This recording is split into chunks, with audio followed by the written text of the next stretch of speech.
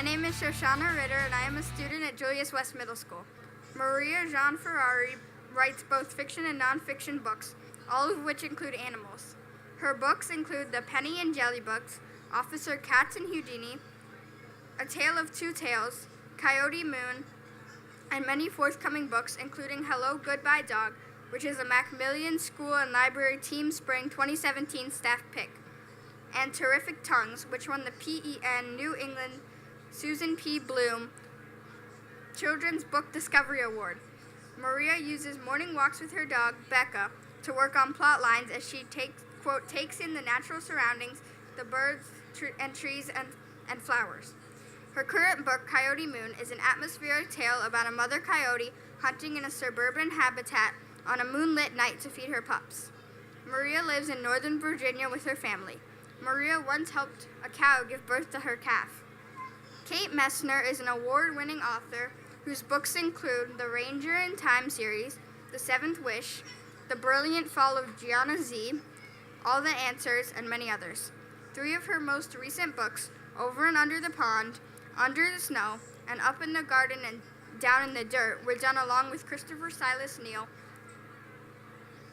Kate spent 15 years teaching middle school and is a National Board certified teacher. She lives on Lake Champlain with her family and loves spending time outside. This is Kate's second time speaking at the book festival, and we hope she'll keep returning.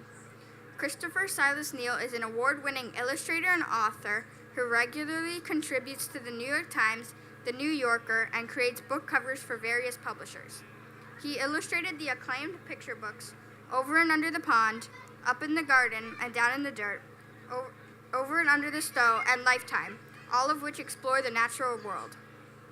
Over and Under the Snow, with author Kate Messner, was praised for its, quote, stunning retro-style illustrations, was a 2011 New York Times Editor's Choice, and won an E.B. White Honor Award in 2012.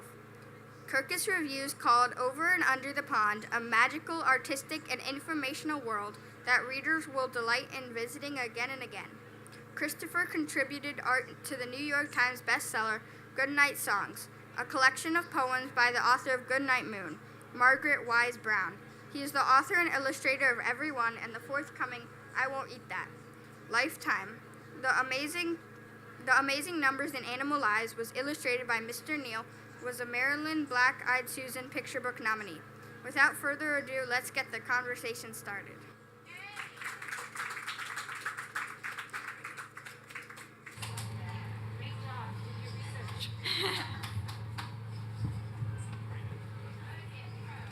So we thought what we would do is each kind of take a little bit of time to talk individually about what we do and then open it up to questions. But can I ask a quick question of you before we start?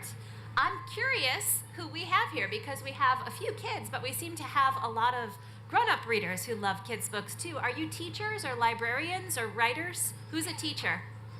How about librarians? How about writers? Excellent. Artists, illustrators?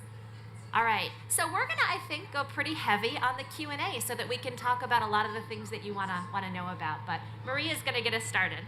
Okay, as Shoshana mentioned, I live locally in Leesburg, Virginia, but I'm pretty much a New England girl. I grew up down the street from a farm, across the street from a maple sugar house, so I'd smell these cotton candy vapors coming out of the maple sugar house where they made maple syrup, so that was really cool.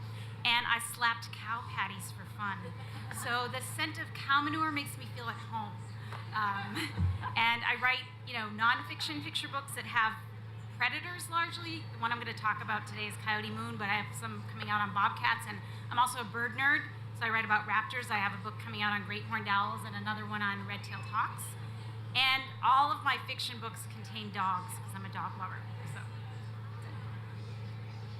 Did you want to talk about how? Oh, should I talk about the whole? All right, yeah, go for it. I can tell you what I thought I'd talk about a little bit about the story, the inspiration behind Coyote Moon. So, how many people have seen a coyote? Can you raise your hand? Okay. How many people saw that coyote in a field, like in the countryside? Okay. How many people saw it in the suburbs? I guess it was only this side of the room. Okay. And, I used to live in Massachusetts in Greater Boston in a town called Waltham. Anybody know Boston area? my husband used to work at Brandeis University. So I lived right down the street from Brandeis, next to this huge highway, Route 128 in the Mass Pike. And we had company visiting from Germany. My husband's German. We were up really late one night. This was back in January 2007.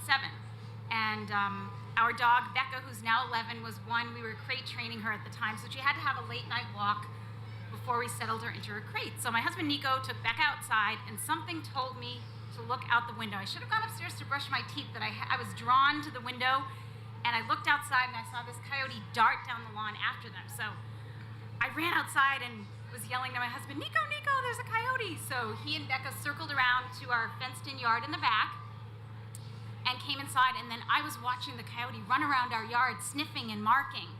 And then it went across the street, so I grabbed a broom and followed it. I like walked, you do. Yeah, right. It was my armor.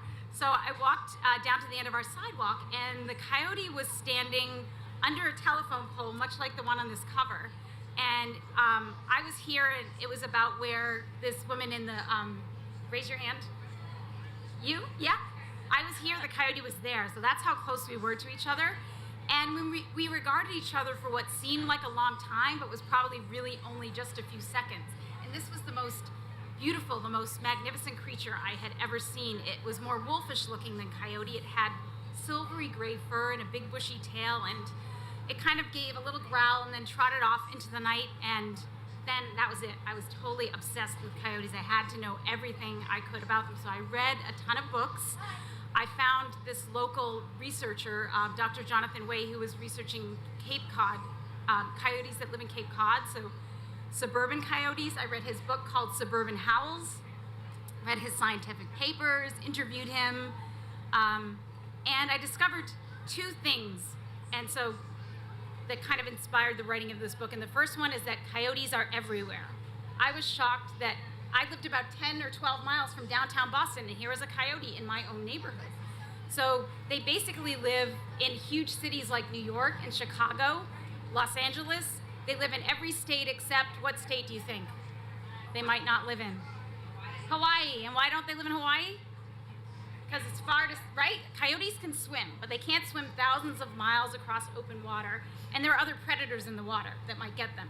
But I have no doubt that if you put a male and a female coyote on a boat and sent them to one of the Hawaiian Islands, that they would be able to colonize it. And the reason is they're opportunistic predators, which means they eat what's available in their environment.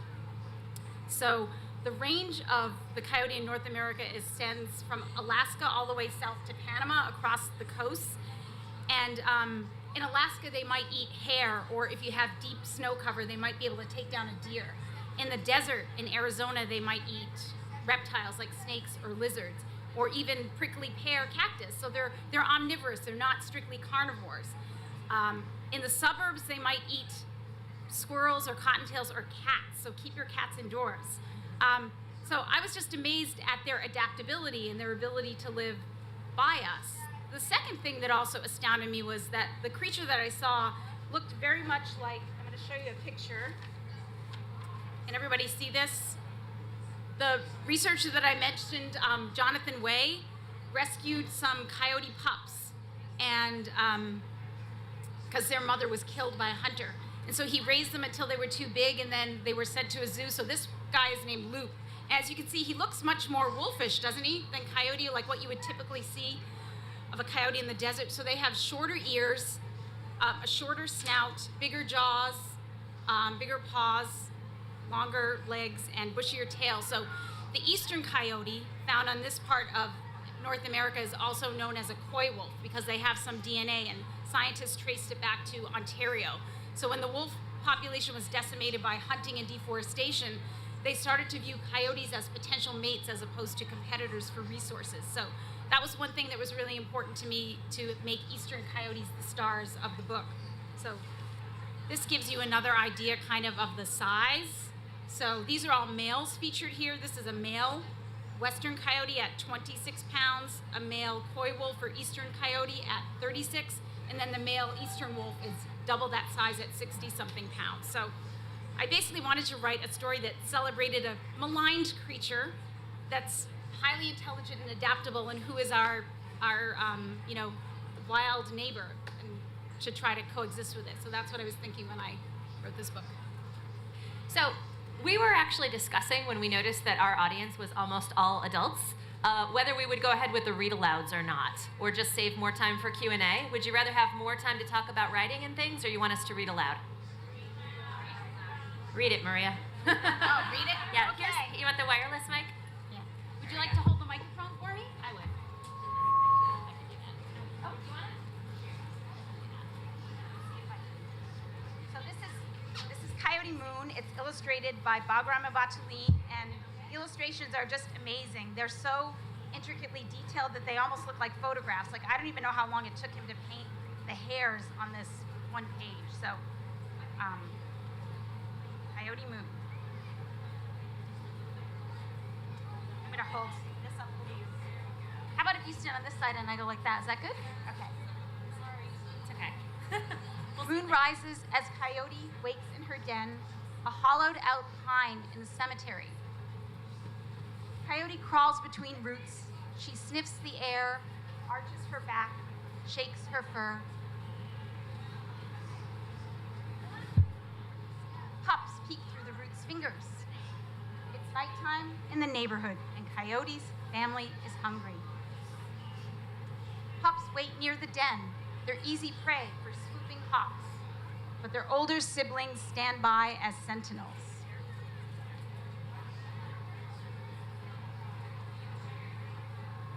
Coyote trots along roads, under fences, between houses. She slips through the night, as quiet as a ghost, searching for prey.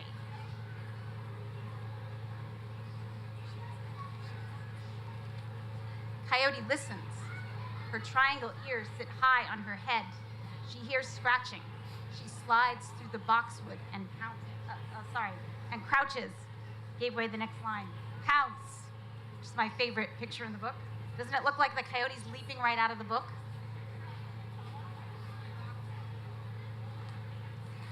Mouse scuttles. Coyote digs and digs, but Mouse is safe beneath the stone wall.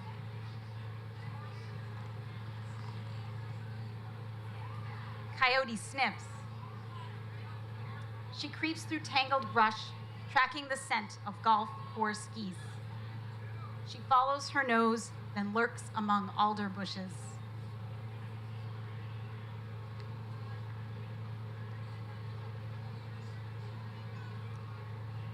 Coyote charges the nest. Geese hiss and dive, honk and snap, nipping Coyote's back. Coyote flees. No eggs for breakfast.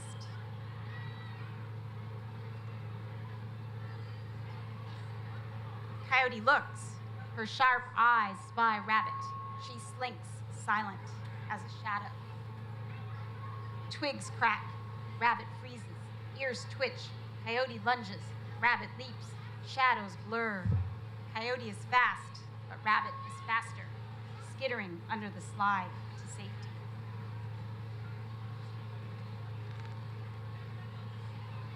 The moon sinks. Stars fade from the sky. The sun's eye peaks. Coyote threads through rusty reeds. At the fringe where earth and water meet, she wades and waits. Coyote hears gobbling. Coyote smells droppings. Coyote sees Turkey unfurling his feathers like a fan. Turkey struts, drumming and dragging his wings. Coyote springs. Now Coyote's family will eat.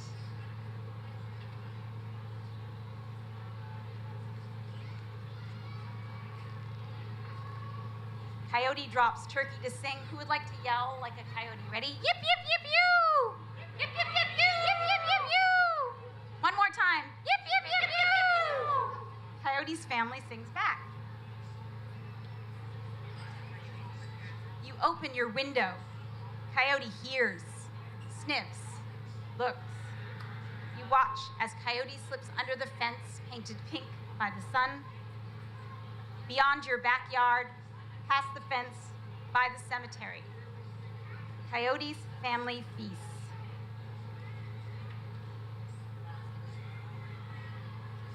full belly, they will sleep until the moon wakes them again. The end. Thank you very much.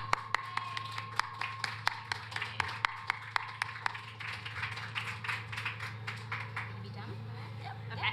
That's it. Can I actually use that microphone? So I'm Kate, and I'm terrible at sitting still. But Chris and I are here. We work together on 3 books. This book is the one that we're kind of, it's the new baby in the family. The one that we're promoting today, it's called Over and Under the Pond. But there would be no Over and Under the Pond if it weren't for the book that came the first in this series. So I want to start off by talking a little bit about that. My picture books, and I write a lot about nature because that's always where I have found connection in life. It's always where I've gone when I needed to feel okay. And so it's one of my favorite things to write about. I think you heard in my bio, I used to be a middle school English teacher. And this series actually had its genesis one day when I was chaperoning a school field trip for 7th graders. We were snowshoeing in the Adirondack Mountains, where I live and used to teach. And we'd taken 77th graders out into the woods in small groups, and we were looking for animal tracks. So we're snowshoeing through the woods, and you know that thing where you have to walk funny to not step on your snowshoes and fall on your face? We're doing that. And we're walking along, and we came to this tiny little hole in the snow with itty-bitty tracks leading up to it. And the naturalist, the guide who was with us, got very excited about this. She said, "Oh my goodness, everybody gather around. Come here, come here." And the kids are all like, what? So we all got in a circle, and in the middle is this little hole. She's like, "Do you see that?" He said, "Yeah, it's a hole." And she said, "That's not just any hole. This means that we have had a visitor from the subnivean zone." And all the 7th graders and I went, "Whoa, what is that?" And she went on to explain that the subnivean zone is the fancy phrase that we use to describe the secret network of tunnels and caves that exists under the winter snow in places like the Adirondacks. So she explained that all the smallest animals in the forest, like the little deer mouse that probably made the tracks we were looking at, moles and voles and sometimes little red squirrels, will go down there knowing they can be a little safer from predators, a little bit warmer, sometimes find bits of food left over from summer. And we said, "Oh, that's really cool." So we went on. And normally I would have my writer's notebook with me, but I was too busy, getting my snow pants and my gloves because it was 10 below zero. And so I didn't have a notebook, and I wanted to remember that word subnivean. So the rest of the day I'm snowshoeing through the woods going, subnivean, subnivean. And finally I stopped because I couldn't stop thinking about what she'd said. I said, "Are you saying that the entire time we've been walking through the woods today, we're talking 3 or 4 miles, there's been a secret, invisible world going on down there?" And she said, "Yeah." And I said, "Whoa, that's just the coolest thing ever." So when I got back to the school bus, again, no writer's notebook that day because it was back at school, I did have one piece of paper. The teachers in the audience will know what it is. What do you have to have with you when you are in charge of a group of kids on... Yeah, you have to have the attendance list, right? Who's there, who has an allergy, who needs an EpiPen. So I had the attendance and the allergy and the medicines list. So I took attendance, they were all there. I didn't lose a single child in the woods. And then I turned the attendance paper over and I had a little stub of a pencil. And in bumpy school bus handwriting, on the way home from the field trip, I wrote a very, very, very rough draft of a book called Over and Under the Snow. And that was Chris and my first book with Chronicle Books. When the book sold, incidentally, and the writers will appreciate this, I sent it to my agent. She said, "Well, this is a very quiet book. It will need to find just the right editor, and it will need just the right illustrator to make it work." And I said, "Let's try." And so I count my blessings every day that it landed with Chronicle Books and that Chris ended up illustrating. Getting that first set of sketches in the mail to see what it would look like was like Christmas morning. I just couldn't believe it. It was so different. His art was so different from what I had pictured, and so much better. So it was just really exciting. So when Over and Under the Snow came out, people liked it, and we were really psyched. And then Chronicle came back to Chris and me and said, "Hey, people sure do like that snow book. Do you have an idea for something exactly like that, only different?" And we talked a little bit, and we both had pretty young kids at the time, and realized that we both really love our vegetable gardens. And not just the vegetables, but the getting down in the dirt and checking out the worms and stuff. So our second collaboration was up in the garden and down in the dirt. And then that did pretty well, so they said, do you have like maybe one more idea for something exactly like that, only different? And we said, yes, we sure do. How about Over and Under the Pond, about a mountain pond ecosystem? So this is our new book that just came out in April, so just last month. And this is the one I thought I would share with you today. Anybody want to help me out with a microphone hold? There's our microphone assistant. Thank you. All right. So this is the story of a boy and his mom who go paddling. They go for a rowboat ride on a mountain pond. And this is based on the mountain ponds where I live, near the Adirondack Mountains in New York State. Over the pond we slide, splashing through lily pads, sweeping through reeds. The water's a mirror, reflecting the sky, sunshine and clouds, then a shadow below. What's down there, I ask. Under the pond, Mom says. Under the pond is a whole hidden world of minnows and crayfish, turtles and bullfrogs. We're paddling over them now. Over the pond, we skim past tall rushes, whirligig beetles loop and twirl, skaters on a warm summer surface. Under the pond, minnows dart through waving forests of grass, while a brook trout lurks, ready to lunge. Over the pond, we lift and dip and pull past a row of painted turtles on a waterlogged tree. 1, 2, 3, they slip off and away. Splash, gurgle, sploosh, under the pond. Over the pond, cattails rustle and shush in the wind. Listen close. Cuckleree! Red-winged blackbirds race by. One has grass for her nest. Under the pond, a caddisfly larva builds a home of her own, a secret shelter of pebbles and sand. Over the pond, the shadows of trees lean out from the shore. We coast under a low-hanging branch. A moose looks up with a mouthful of water lilies. We've interrupted his lunch. Under the pond, beavers dive deep. They pump with powerful tails and rise to the surface with delectable roots from the mud. Over the pond, the wind gives us a push and stirs the light-dappled leaves on shore. There on a branch, a new goldfinch teeters, finally ready to fly. And under the pond, tadpoles are changing, learning to hop. They're losing tails, growing legs, growing up.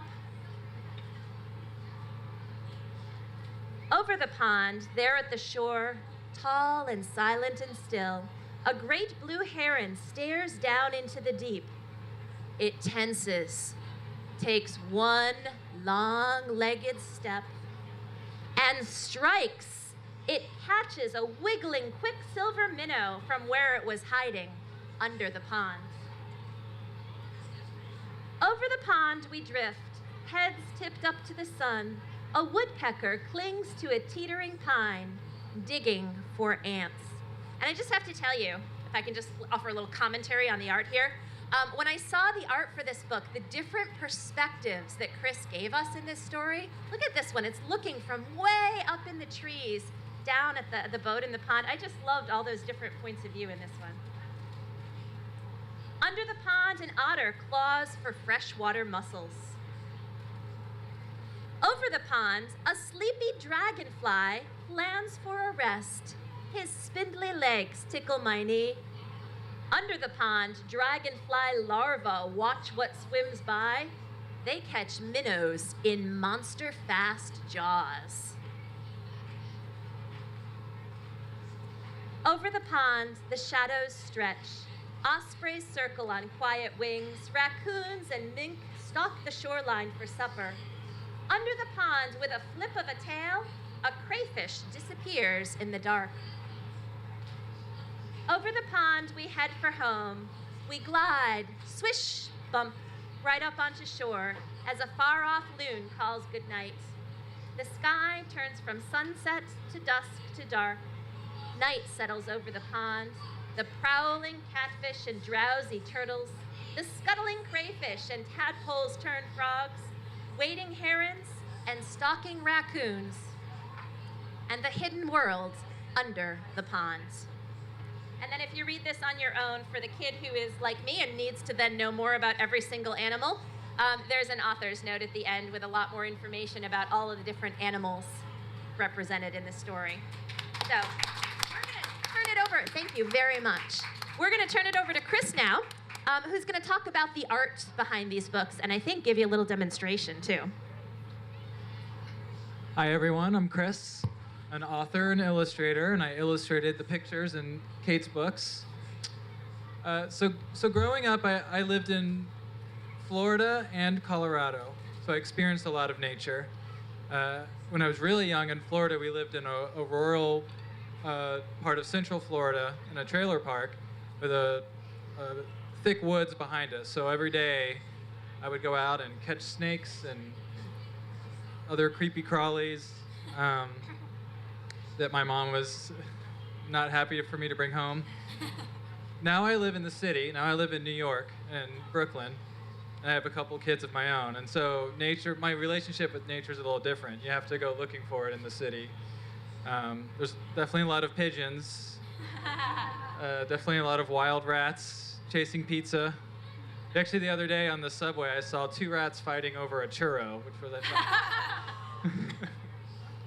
but I do have a backyard in my apartment in Brooklyn, and I go out with my 2 boys, and we look for snails and slugs. We have a little garden. We have a bunch of stones, and I'm always impressed how quickly nature takes over, even in the city. Just a little patch of grass and some mud, and we planted a tree, and it was just a few months, and all of a sudden we had a whole little ecosystem. We get sparrows and robins, and I've seen a cardinal once or twice, squirrels, lots of bugs and insects, slugs. So even in New York you can find nature. So working with Kate is a gift because she writes these really, really beautiful poetic stories. They're really just gorgeous. And they almost don't even need pictures because there's so much imagery in the text. And when I'm thinking of how to illustrate something, I don't start with a big picture. I usually start with small details that I want to see, and it's usually something abstract like texture. So when I got the text for Over and Under the Pond, I started thinking about all of the rocks and pebbles that you would see in the shallow water and the way the light reflects on them and how I could maybe do scribbles and add texture. Yeah, exactly. So that's what I thought of. How I would play with the surface of the water versus what we see underneath, and how I could use shading and texture to create that. So I really think of these really minute details and things that I want to do artistically, and then I kind of spread outward from there into the story and into the text. Maybe I'll draw a little bit while I talk. I'll draw a little picture, a little pond picture. Yeah.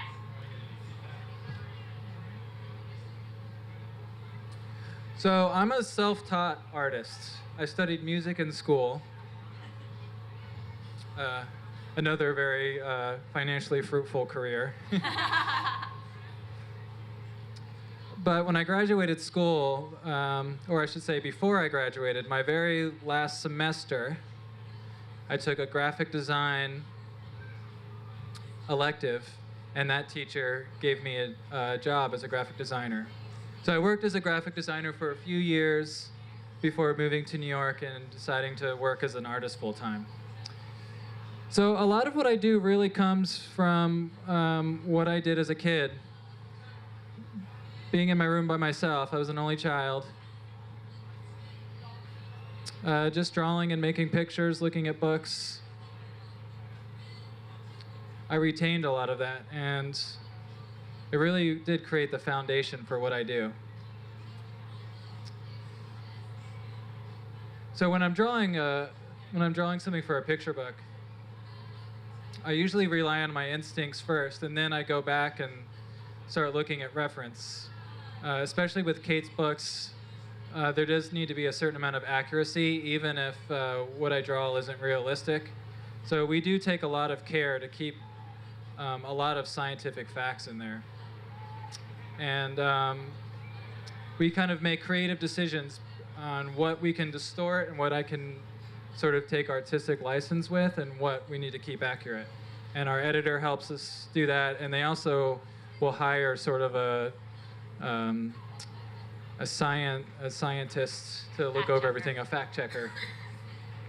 But really, Google has changed my reference and research a lot, because you can just find almost anything. So in that book, the dragon larvae that is feeding underwater, there's YouTube videos of this creature, which I had no idea about.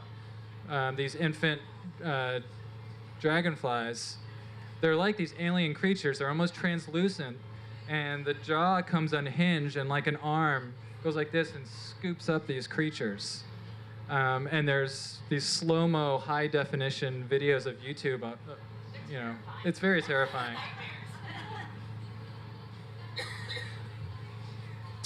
So I do a lot of research on my own. And when I send sketches, the publisher will let me know what isn't quite working, or what we need to change. But mostly, even with a book that's about nature and about science, I'm really just kind of thinking about the story and what I want to see and what just looks good to me.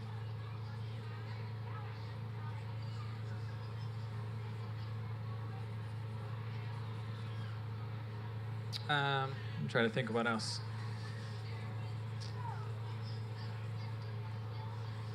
So my drawings are fairly simple. The way I do everything by hand in black and white, and I work in layers, almost like a print. And then I scan those layers in, and I use the computer to add color. And so everything's in layers.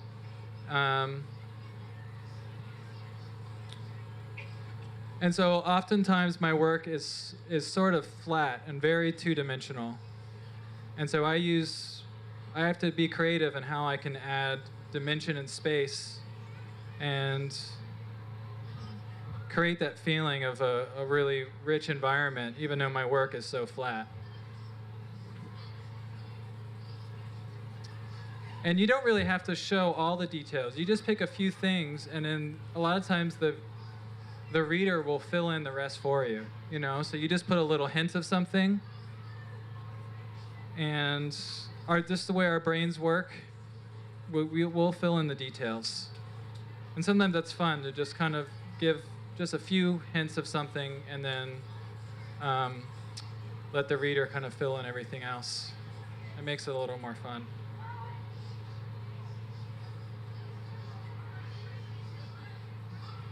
My work, I use a lot of texture in my work. And I really don't I don't use things like shading and lighting, only if it's part of the storytelling. So if in the story it's really important that a light is being shown on a character somehow, then I'll use it. But other than that, I stick with just these flat shapes and textures.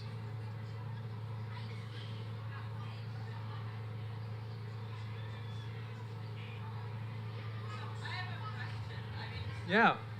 The contrast between your art and background art in Coyote Pups. Yeah. Yeah. I don't want to ask, which is more effective, super hyper realistic there, and more flatter and more tricky kind of stuff. But It's almost amazing that that artist and me are considered the same thing, because what I do is so completely different. It just depends on what you want to achieve. the way I think about art is the way that some people think about music naturally. A very detailed, realistic painter might be like an opera singer, but sometimes you just want to listen to the Stones, and they just use a few chords, and it's not based on this technical skill. Even though there's a lot of technique and talent in there, it's not this technical skill. It's something different, and so visual art is the same way. And to me, as a writer, that's part of the magic of picture books. I can't even tell you how exciting it is to be an author and to have created this manuscript, and then you send it away, and you know it's not just your book anymore. Like for a year and a half, you know, this was just my story. But then you send it out, and it's about to become, I mean, first it becomes our story, you know, the artist and the author and the publisher and the design team, and then it becomes your story, the readers. And so that process is really interesting. And it's amazing. You can have two totally different feeling books. I mean, this book would have been totally different, illustrated by somebody with a more realistic style. And it would also have been a great book, you know? But the two books have a very different feel to them, even though they're both nature books. And that's part of the joy of this for me anyway. So you have a relationship with Chris, obviously. Maria, did you get to communicate back and forth with Mr. Not really until after the process. I just wrote to him afterwards and said, I love it. It was when I got the first sketches, I couldn't believe that they were called sketches because I thought these are museum quality. There's so much detail. So generally speaking, as authors, we don't, I mean, this is kind of a special collaboration that you have, and that doesn't generally happen all the time. You kind of, depending on who the publisher is, they want you to, obviously, as an author, like the art. So they ask, you know, what do you think about this person's style and what have you? And so when my editor, Emily Feinberg, said, what do you think about this? I was like, yes! You know, so it's just, it's very exciting to see your, you know, the life or breath, you know, the words come alive with the art. And it's beyond your wildest imagination. I mean, you always have kind of an idea of what it's going to look like. And it's never anything like that. It's always way better. So it's exciting. That for me is the magic of picture books, that it's not just one person's vision, because as an author, when you start writing a picture book, it is just your vision. You know, you have an idea in your head about what it looks like, but when you send that book away, it's with an understanding that it's about to become two people's vision, and there really is a dance with picture books. Chris, was there anything else you wanted to wrap up with before we take more questions? No. Are you just into your drawing there? That's gorgeous. I'm into my drawing. It's like, no, I'm going to draw over here.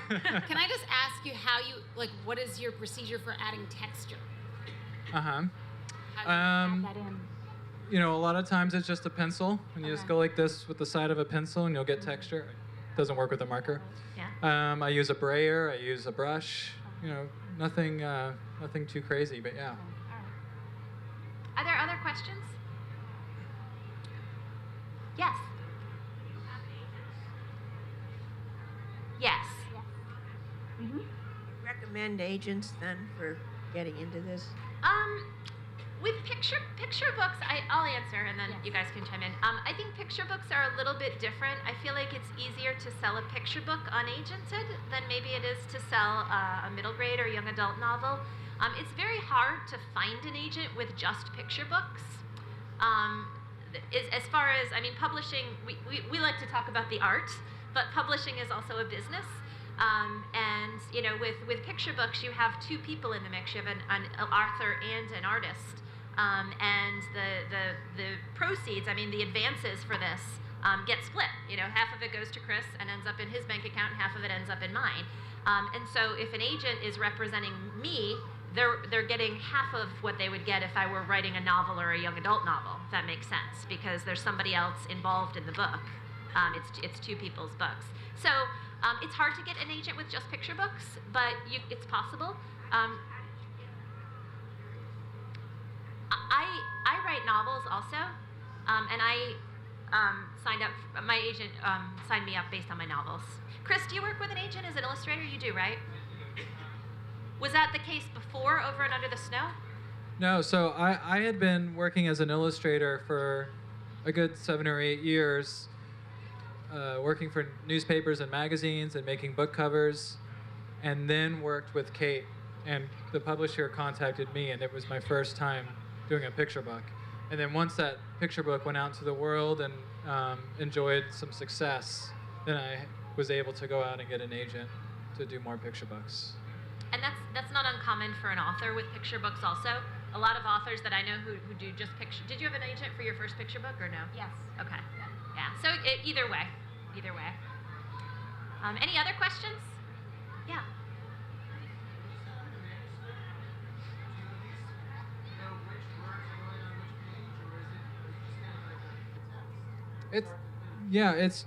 When I receive a manuscript, it's usually just a Microsoft Word document and it's just text, because part of the pagination is part of designing and creating the book. I mean, as a writer, I will confess that I do it. I do the pagination. I'm not in charge of it, but when I'm writing the picture book, I need to know if it can be successful as a picture book. And I got to tell you, I've started lots of picture books, and then I go to sit down and do a storyboard, and I'm like, well, that's not going to be a picture book because there just aren't, 13 spreads worth of interesting pictures for somebody to draw. When I write a picture book, I'm writing it for myself and for kids, but when I write one of these books, I'm also writing it for him, because I know now who's going to illustrate this, and all right, well, what's going to be fun for Chris? What's going to be amazing? What's going to showcase what he can do? And so there's that thought too. So I do look at, will this be a 32 or 42 page book, or 44 page book? And you can, if you just Google picture book storyboard. Are you a writer?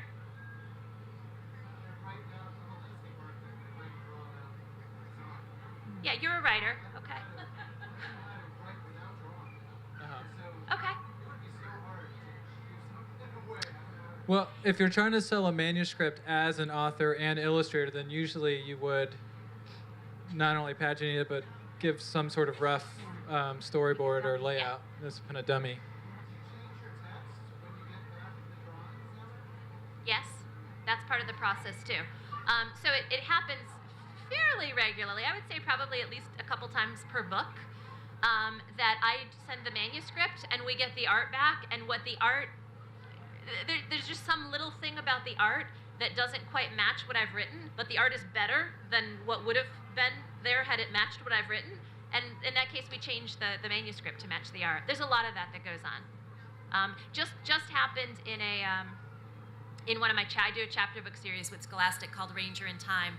And it just happened with my illustrator for that series. She had drawn something that was better than what I had described. And my editor wrote, she's like, what do you want to do about this? And I'm like, I'm changing my words because that's really great. So, and that's part of it. That's really part of the joy of working with an illustrator, is it makes you a better writer. Yeah. Is there anything, knowing Chris at this point, is there anything you will avoid putting in your manuscript because you know he hates to draw?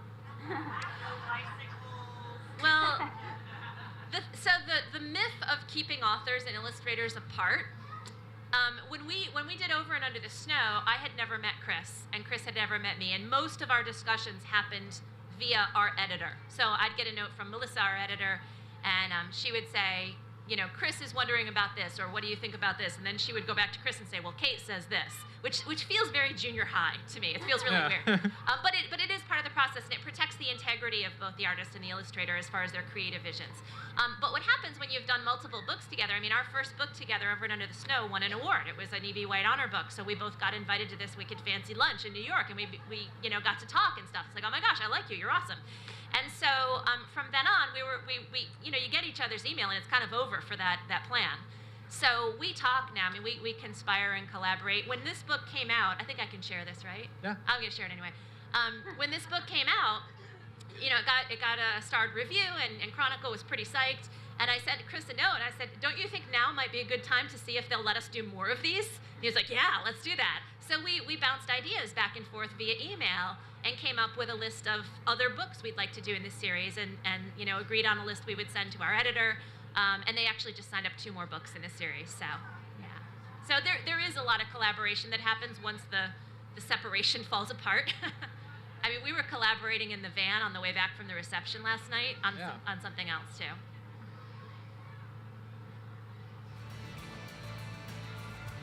I think we're about out of time. So your questions fit our time exactly.